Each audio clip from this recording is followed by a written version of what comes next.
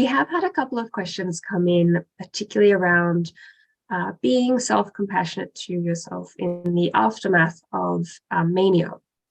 Self-compassion is very hard to practice when in recovery from a manic episode where we've behaved very much outside of our values.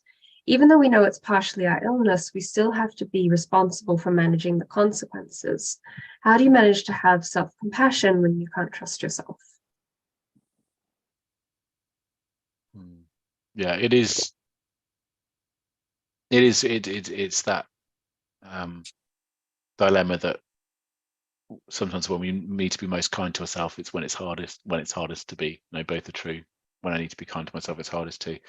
Yeah, I think yeah, this isn't to say, being kind to yourself isn't saying, being compassionate to yourself isn't saying it, it's not saying I did nothing wrong. That's not what it's about. And it's not saying like, it actually self-compassion has been used with, for example, people who are offenders, people who have actually committed crimes. And, you can, part of that learning from maybe mistakes and what I can do differently, what I can do to maybe stop this happening, is being kind to yourself. And that's going to help with that process actually. And if there are amends that need to be made, apologies that need to be made, it's going to be a lot easier to do that if you actually need to be kind to yourself. Because if you're not gonna, you're gonna be ashamed and hide away, right? If there are bridges you need to repair after a manic episode, it's okay to be kind to yourself. It doesn't mean you're saying everything was okay. It's saying, yeah, I was ill, I made some mistakes. You can still be kind to yourself.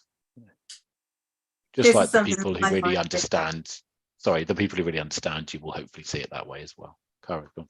Yeah, no, I was just saying that this is something that I find really difficult as well. I find it much harder to be nice to myself after a manic episode than after a depressive one, because I don't tend to do things that are massively out of character, other than sit around in bed all day and not really socialize and things like that. Whereas, when I'm manic, I do things that are more out of character and things that don't sit very comfortably with me sometimes.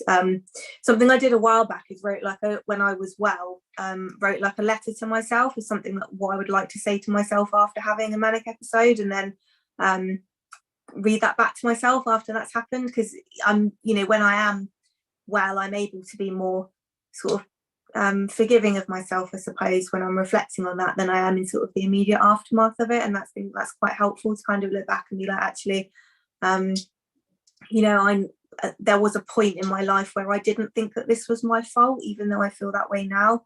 And because it's kind of written in like your own words and it's you that's saying it to yourself, it kind of makes it feel like a bit more real, I think, than maybe if other people are saying it to you.